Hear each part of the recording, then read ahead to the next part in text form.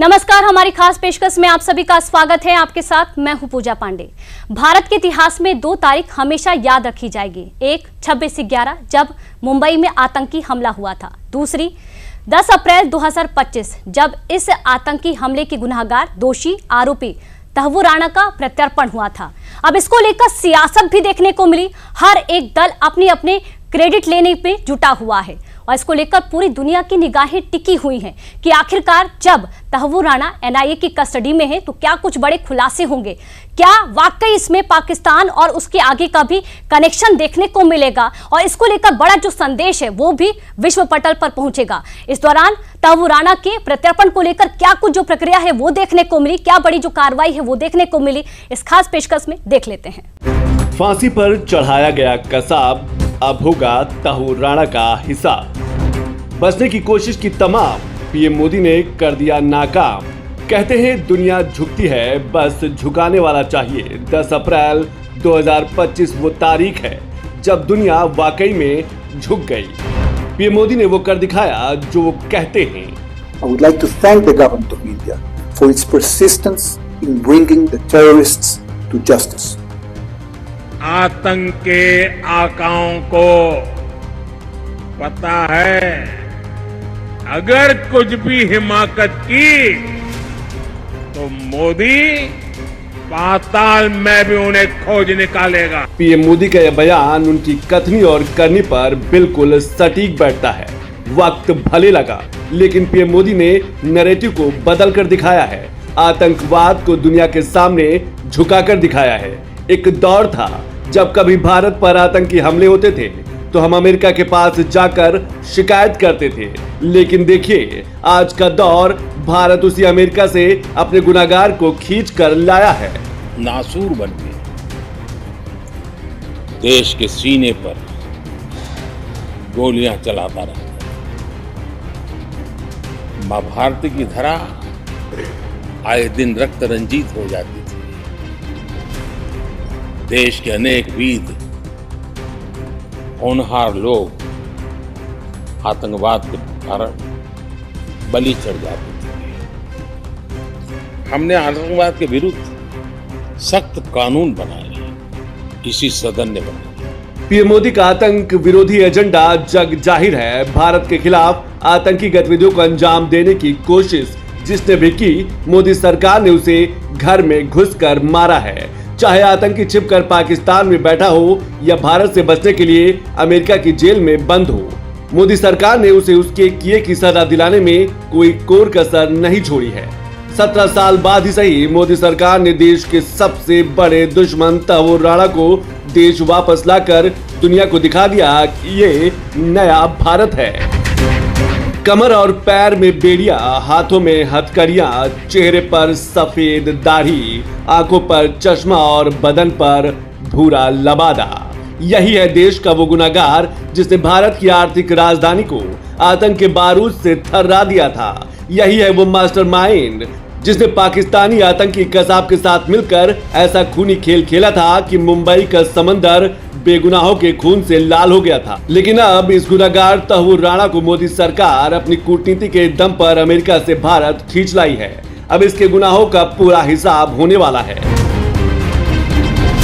Delhi airport से निकलकर गुरुवार की रात ये गाड़ियां जैसे जैसे पटियाला हाउस कोर्ट की तरफ बढ़ रही थी, वैसे वैसे तहव्वुर राणा की जिंदगी की उल्टी गिनती कम होती जा रही थी। उसके गुनाहों का हिसाब यहाँ भारत में इंतजार कर रहा था, लेकिन उसके गुनाहों के हिसाब से पहले कई ऐसे सवाल हैं जिनके जवाब भी ये गुनाहगार देगा। इसीलिए तहव्वुर राणा को पूछताछ के लिए फिलहाल एनआईए की हिरासत में दे दिया गया है।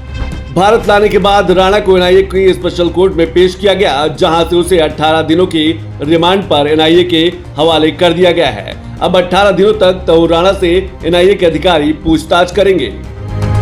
करीब 17 साल बाद तहव्वुर राणा को भारत लाकर मोदी सरकार ने जो काम किया है उसका डंका पूरी दुनिया में बज रहा है। इजराइल जैसे देश आतंकवाद को कटघरे में खड़ा करने के लिए मोदी सरकार को धन्यवाद दे रहे हैं।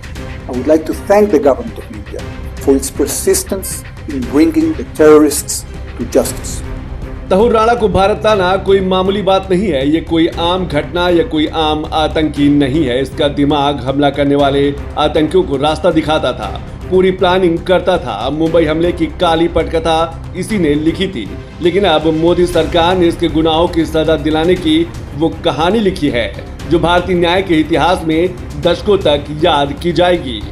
तो निश्चित तौर से NIA उन तमाम राज का पर्दाफाश करेगी कि क्या मुंबई के उस बड़े, जिस तरह से कसाब सहित 9 लोग आए थे और 4 दिन में जिस तरह से आतंकवाद की घटनाएं हुई थी, तो उनमें वहाँ के लश्कर तैयबा का किनका हाथ है, ISI या वहाँ की सरकार या वहाँ की आर्मी। जो हमारे दिल पर बोझ था कि कसाब को तो हमने फांसी दी, लेकिन षड्यंत्र करने वाला अभी बाकी है, तो उसको भी यहाँ पर लाने का काम ये भारत सरकार ने जो किया है, मैं प्रधानमंत्री जी का आभार व्यक्त करता हूँ। हर भारतीय का सीना गर्व से चौड़ा हो गया है, लेकिन तहुवर के प्रत्यर्पण पर मोदी सरकार की हो रही वाहवाही कांग्रेस को रास नहीं आ रही। जब पूरा देश और मुंबई हमलों में जिन्होंने अपने को खोया है उन्हें न्याय मिलने की नई आस जगी, तो ठीक इसी वक्त कांग्रेस पार्टी तहुर राणा के भारत वापस लाने के क्रेडिट लेने पर उतर आई है और देश में नई सियासत की नींव रख दी है।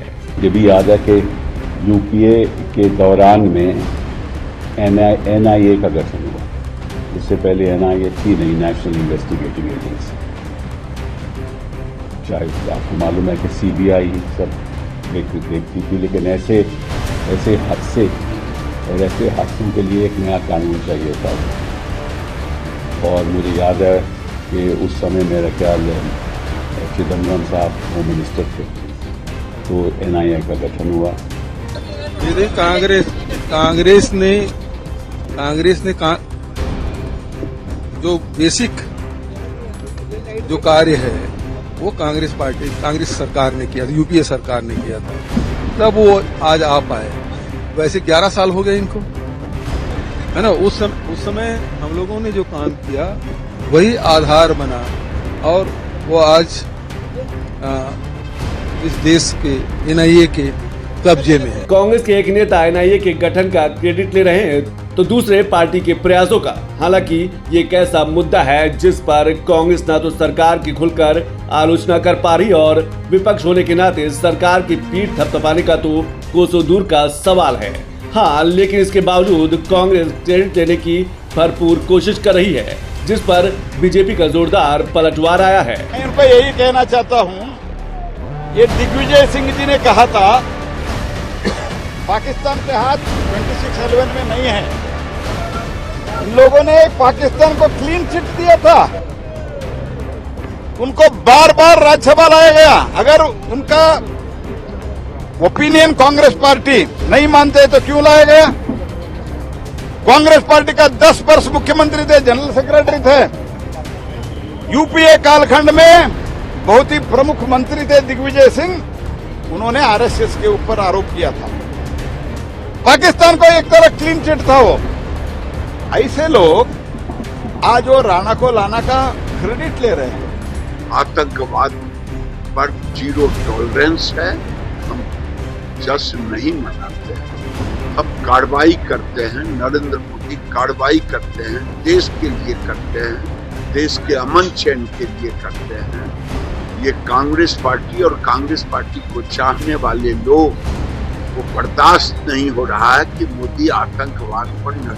हालांकि इस क्रेडिट वार की नींव आपकी स्क्रीन पर दिख रहे इस लेटर से पड़ी, जिसको कांग्रेस के कार्यकाल में केंद्रीय गृह मंत्री रहे P चिदम्बरम ने गुरुवार को जारी कर देश को संदेश देने की कोशिश की कि तहुर राणा का प्रत्यर्पण UPA सरकार के कठिन परिश्रम और रणनीतिक कूटनीति का परिणाम है। लेकिन क्या वाकई में हकीकत यही है? इसको समझने के लिए आपको शुरू से पूरी कहानी जाननी चाहिए। मुंबई पर आतंकी हमला 26 नवंबर 2008 को हुआ था। तब देश में कांग्रेस की सरकार थी, लेकिन इस आतंकी हमले को लेकर तहुर राणा पर कार्रवाई की शुरुआत साल 2011 में 3 साल बाद तब हुई, जब साल 2011 में भारत की जांच एजेंसी NIA ने तहुर राणा के खिलाफ चार्जशीट दाखिल की थी। साल 2011 में ही 26/11 हमलों को लेकर तहुर राणा को अमेरिका में दोषी भी नहीं ठहराया गया था।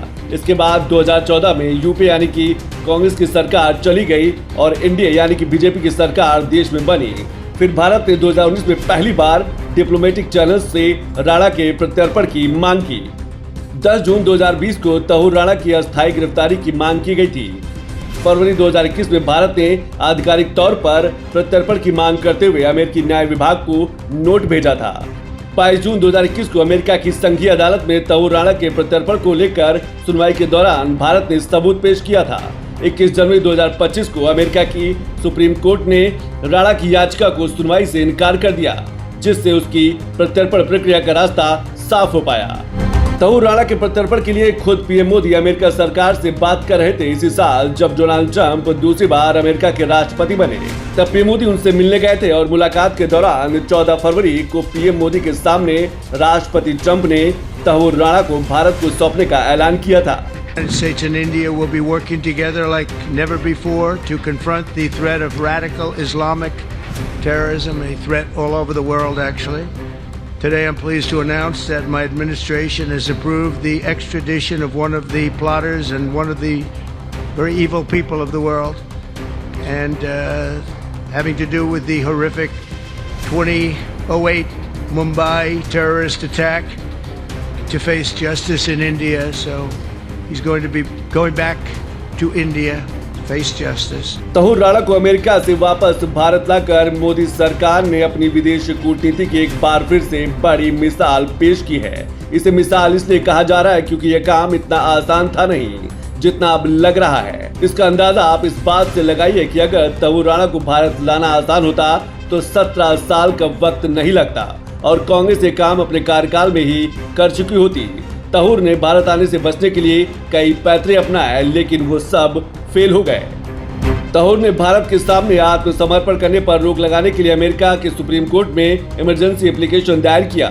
उसने तर्क दिया कि प्रत्यर्पण अमेरिकी कानून और यातना के खिलाफ संयुक्त राष्ट्र सम्मेलन का उल्लंघन करेगा।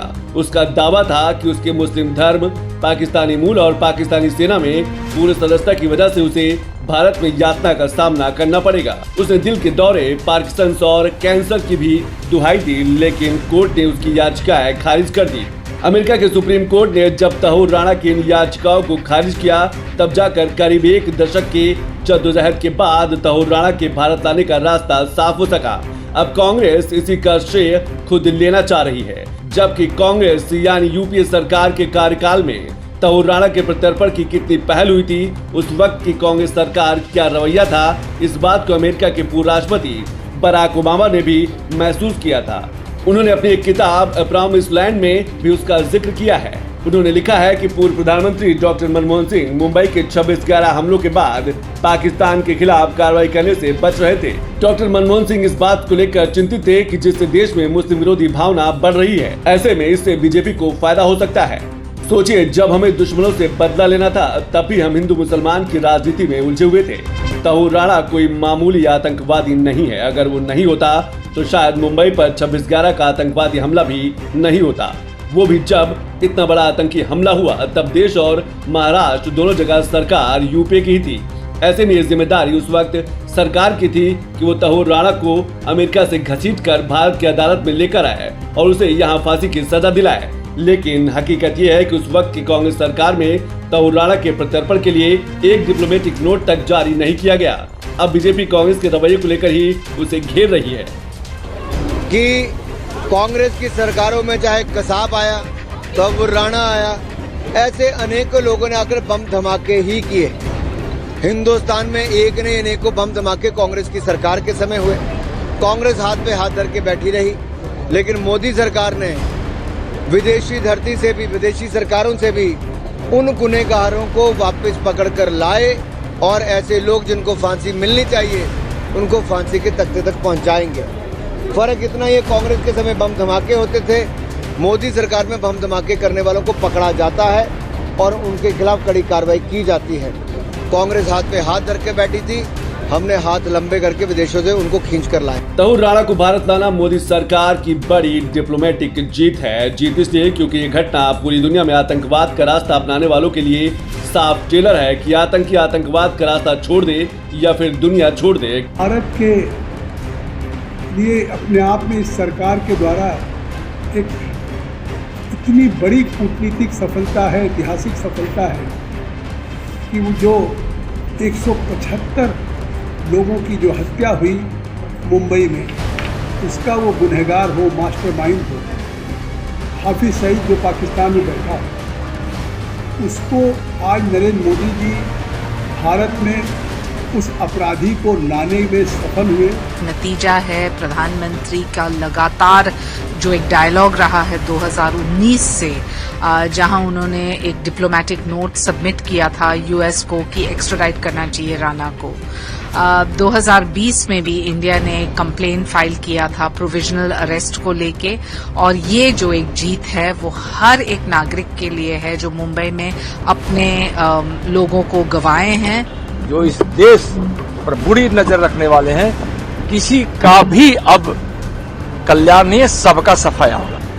क्योंकि मोदी सरकार तो आतंकवाद को बर्दाश्त करने वाली नहीं है। तहूर राणा को मोदी सरकार जिस तरह से भारत खींच कर लाई है, मैसेज साफ है कि सरकार आतंकी और आतंकवाद को पनाह देने वालों को किसी भी तरह से रियायत नहीं देने वाली है। पाकिस्तान भी इस बात से डर गया है, इसीलिए जब गुरुवार को तहूर राणा को भारत लाया जा रहा था, उससे पहले ही पाकिस्तान ने तहूर राणा से अपना पल्ला झाड़ लिया, जो पाकिस्तान की घबराहट को साफ बयां करता है। तहूर राणा ने पिछले 2 दशकों में अपने पाकिस्तानी दस्तावेजों का नवीनीकरण नहीं कराया है। उसकी कनाडाई नागरिकता बहुत साफ है। Tahawur Rana issue, we have conveyed our position regarding his Canadian nationality, and as far as our record indicates, he did not even apply for renewal of his Pakistani origin documents for the last 2 decades. अब सवाल ये है कि पाकिस्तान को इससे क्या डर है, वो क्यों घबराया हुआ है? तो इसकी पहली वजह तहूर राणा का पाकिस्तानी सेना से सीधा रिश्ता है। तहूर के पास भले ही कनाडा की नागरिकता हो, लेकिन उसका जन्म पाकिस्तान में हुआ। तहूर राणा पाकिस्तानी सेना और ISI का करीबी रहा है। तहूर राणा पाकिस्तान में बड़ा हुआ और अपनी मेडिकल डिग्री के बाद पाकिस्तानी सेना की मेडिकल कोर में शामिल हो गया। इसने पाकिस्तानी खुफिया सेवाओं और आतंकवादी संगठनों के साथ गहरे संबंध बनाए रखा। हालांकि बाद में इसने पाकिस्तान की सेना छोड़ दी थी। जांच के मुताबिक तहूर मुंबई हमलों के लिए जिम्मेदार पाकिस्तानी आतंकवादी संगठन लश्कर तैयबा का एक सक्रिय कार्यकर्ता था। तहूर राणा और उसकी पत्नी 1997 में कनाडा चले गए थे और वहां 2001 में नागरिकता ले ली। तहूर ने पाकिस्तान छोड़कर कनाडा जाने का फैसला बाकायदा प्लान के साथ लिया था, क्योंकि एक कनाडाई नागरिक के रूप में राणा अंतर्राष्ट्रीय स्तर पर ज्यादा आजादी से यात्रा करने में योग्य था, जिसने उसकी आतंकवादी गतिविधियों को प्लान करने में अहम भूमिका अदा की। इसलिए पाकिस्तान को अब डर लग रहा है कि तहूर राणा 26/11 के मामले में पाकिस्तान की पूरी पोल खोल देगा, दुनिया को बता देगा कि पाकिस्तानी सेना, ISI और पाकिस्तानी सरकार सब मिलकर आतंक फैलाते हैं। अभी 3 साल पहले ही पाकिस्तान ग्रे लिस्ट से बाहर आया है। इसका कारण बताया गया है कि उसने आतंकियों की फंडिंग रोकी है। अगर तहूर ने अपने बयान में आतंकी गतिविधियों का कोई खुलासा किया तो पाकिस्तान को फिर से ग्रे लिस्ट में डाल दिया जा सकता है, जिससे उससे मिलने वाली मदद रुक जाएगी। पाकिस्तान का डर हाफिज सईद और मसूद अजहर जैसे आतंकवादियों को लेकर भी है, क्योंकि इसके बाद भारत इन आतंकियों को भी सौंपे जाने की मांग तेज कर सकता है। इधर दूसरी तरफ तहूर राणा को भारत लाए जाने पर उन लोगों का भी खून खौल उठा है जिन्होंने 26/11 हमले में अपनों को खोया है या फिर वो खुद उस हमले का शिकार बने थे। इस हमले में घायल होने वाली एक लड़की है देविका रोटवन, जिसके पैर में आतंकियों की कई गोली लगी थी। उसके जख्म भी अब हरे हो गए हैं। उस रात को मैं जब 9 साल 11 महीने की थी, 26/11 का जब हमला हुआ, उस दिन मुझे मेरे पैर में गोली लगी। मैं पूना जाने वाली थी मेरे बड़े भाई को मिलने के लिए। CST से मैं बैंड्रा से गई थी, CST से मैं पूना जाने वाली थी। तब मैंने वहाँ आतंकवादी कसाब को देखा था जो अंधाधुंध गोली फायरिंग कर रहा था, कई लोगों को मारा था उसने। मेरे सामने कई लाशों गिरी हुई थी, छोटे बड़े बच्चे बड़े बुजुर्ग सभी लोग थे जो पाकिस्तान में आज भी छुप कर बैठे, जो आतंकवाद को पाल रहे हैं, जो आतंकवाद को बढ़ावा दे रहे। उन सभी का सामने नाम अभी आएगा, तो ये हमारी इंडियन गवर्नमेंट को अच्छी जीत मिलेगी। जो आतंकवादी और मास्टरमाइंड है जो पाकिस्तान में, उन लोगों को भी लाके फांसी की सजा देनी चाहिए। अभी हमारा वैसे भी इंडिया नया भारत है, तो हमारी भारत घुस कर मार के आती है आतंकवादी को। तो मैं यही अपील करूंगी जो अभी भी वहाँ पर जिंदा बैठे हैं, जो आतंकवाद बढ़ा रहे, जो कसाब जैसे लोगों को बनाते हैं, जो कसाब जैसे लोगों को हमारे देश में या कहीं और भी बेचते, उन लोगों को आप खत्म कीजिए। फिलहाल तहूर राणा की सजा का ऐलान कोर्ट करेगी, लेकिन तस्वीरों में दिख रहा ये NIA का वो दफ्तर है जहां तहूर राणा से पूछताछ की जा रही है। इसीलिए हेडक्वार्टर के आसपास वाले क्षेत्र में सुरक्षा व्यवस्था के पुख्ता इंतजाम हैं। सिर्फ NIA हेडक्वार्टर ही नहीं बल्कि दिल्ली पुलिस की स्पेशल सेल को भी हाई अलर्ट कर दिया गया है। NIA पूछताछ के बाद तहूर को पेशी पर ले जाएगी और उम्मीद लगाई जा रही है कि इसी दौरान उसके फांसी का ऐलान भी हो सकता है। हालांकि क्या होगा क्या नहीं ये कोर्ट तय करेगा, इसलिए अभी इसकी सजा पर बात करना जल्दबाजी होगी। लेकिन इस गुनाहगार को सजा कैसी मिलनी चाहिए, इसका अंदाजा आप मुंबई हमले में इसके रोल से लगा सकते हैं। मुंबई हमले की 405 पन्नों की चार्जशीट में तहूर राणा का नाम आरोपी के तौर पर दर्ज है। राणा ने ही डेविड हेडली को मुंबई में एक ऑफिस खोलने में मदद की थी। ये ऑफिस उसने अपनी आतंकी गतिविधियों को छिपाने के लिए खोला था। हेडली ने उन लोकेशन को ढूंढना शुरू किया जहां लश्कर-ए-तैयबा हमला कर सकता था। अमेरिकी सरकार भी बोल चुकी है कि राणा का रोल साबित हुआ है। दरअसल डेविड हेडली ने ही अमेरिका में तहूर राणा के नाम का खुलासा किया था, जो ईमेल और अन्य दस्तावेजों से प्रमाणित भी हुए हैं। मुंबई हमले की मुख्य प्लानिंग में हेडली भी शामिल था और उसी ने धमाके वाली लोकेशन की रेकी की थी। फिलहाल डेविड हेडली अमेरिका की जेल में बंद है। वहीं तहूर राणा के भारत लाए जाने पर आतंकवाद के खिलाफ दुनिया में नई आस भी जगी है। पिछले एक दशक से जिस अमेरिका की जेलों को तहूर राणा ने अपने आश्रय का अड्डा बना लिया था, अब उसका वो आसरा छिन गया है। तहूर राणा फिलहाल तो अब भारत में 14x14 की सेल में रहेगा, वो भी कोई आम सेल नहीं, ऐसी सेल जहां उसकी हर हरकत पर NIA की बात जैसी नजर होगी। जमीन पर बिस्तर होगा, सर पर CCTV कैमरा, सेल के अंदर ही खाना मिलेगा और वही बगल में बाथरूम होगा। इस सेल में मल्टीपल लेयर डिजिटल सिक्योरिटी है, जहां 24 घंटे गार्ड पहरा देंगे। सेल के अंदर NIA के टॉप 12 अधिकारियों को ही जाने की मंजूरी दी गई है। राणा की NIA हेडक्वार्टर में भी कम से कम मूवमेंट करवाई जाएगी और इंट्रोगेशन के लिए 2 कैमरों की निगरानी में रिकॉर्डिंग के साथ इंट्रोगेट किया जाएगा। इस कैमरे के ठीक ऊपर तीसरे फ्लोर पर बने इंट्रोगेशन रूम में राणा से पूछताछ होगी। तहूर राणा की इंट्रोगेशन की शुरुआत शुक्रवार से हो गई है। हालांकि बीच बीच ब्रेक भी दिया जाएगा, लेकिन पूछताछ में किसी भी तरह की कोई ढील नहीं दी जाएगी। तहूर राणा से NIA शुरुआती पूछताछ में ऐसे कई सवालों के जवाब जानने की कोशिश करेगी जो उससे जुड़े और आतंकी गतिविधियों में उसकी मदद करने वालों का पर्दाफाश भी कर सकते हैं, जिसमें पाकिस्तान से जुड़े सवाल भी पूछे जा सकते हैं। ये संभावित सवाल कौन से हो सकते हैं, एक बार आपको भी दिखाते हैं। तहूर राणा का पाकिस्तान में हैंडलर कौन है? मुंबई पर जब हमला हुआ तब तहूर राणा कहाँ था? वो जब नवंबर 2008 में भारत आया तो कहाँ गया, किन लोगों से मिला, उसे फंडिंग कौन कर रहा था, वो भारत में किस किस को फंड दे रहा था, हेडली की मदद भारत में किन लोगों ने की और पैसे किस किस को दिए गए। तहूर राणा से पूछताछ में सिर्फ मुंबई के 26/11 हमले के पीछे के ही राज नहीं पता चलेंगे, बल्कि भारत के खिलाफ हर उस साजिश का पर्दाफाश हो सकता है जिनसे तहूर राणा जुड़ा रहा है या उन लोगों के संपर्क में तहूर राणा रहा होगा जो भारत विरोधी गतिविधियों को अंजाम देते हैं। इसमें NIA का फोकस लश्कर-ए-तैयबा पर भी रहेगा, जिसने मुंबई हमले को अंजाम दिलाया था। साथ इस बात की खोज भी की जाएगी कि इसमें पाकिस्तान का क्या रोल है। केवल तहूर राणा का प्रत्यार्पण नहीं हुआ, पाकिस्तान पूरी दुनिया के सामने आतंकवाद में बेनकाब हो जाएगा, क्योंकि नरेंद्र मोदी जी लगातार कहते हैं कि अगर आज पूरी दुनिया में आतंकवाद है तो उस आतंकवाद की नर्सरी या उस आतंकवाद को फलने फूलने का इसी पाकिस्तान से ही मौका है। तहूर राणा के प्रत्यार्पण पर पाकिस्तान ने भले ही अपना पल्ला पहले ही झाड़ लिया हो, लेकिन इस बात से नकारा नहीं जा सकता कि मुंबई हमले की पूरी प्लानिंग पाकिस्तान में ही रची गई। जाहिर है कि ऐसे सवालों को लेकर भी NIA तहूर से पूछताछ करेगी। वहीं तहूर राणा से पूछताछ के लिए भारत की 8 अन्य एजेंसियों ने भी रिक्वेस्ट की है, यानी कि तहूर का जो बचा हुआ जीवन है वो अब कानूनी दांवपेच में ही गुजरेगा और इंतजार होगा तो बस फांसी का। तहूर राणा अभी NIA की कस्टडी में है और 18 दिन तक उससे पूछताछ की जाएगी। इस दौरान विश्व भर की जो निगाहें हैं वो इस केस में टिकी हुई हैं कि आखिरकार क्या बड़े जो खुलासे हैं वो हो सकते हैं। अब जिस तरह से ये प्रक्रिया देखने को मिली, भारत की कूटनीतिक जीत है और क्या कुछ जो बड़े सवाल हैं वो यहाँ पर तहूर राणा से पूछे जाएंगे, ये देखने वाली बात होगी। इस खास पेशकश में मेरे साथ फिलहाल के लिए इतना ही। बाकी खबरों के लिए आप देखते रहिए, बने रहिए DDUP के साथ। नमस्कार।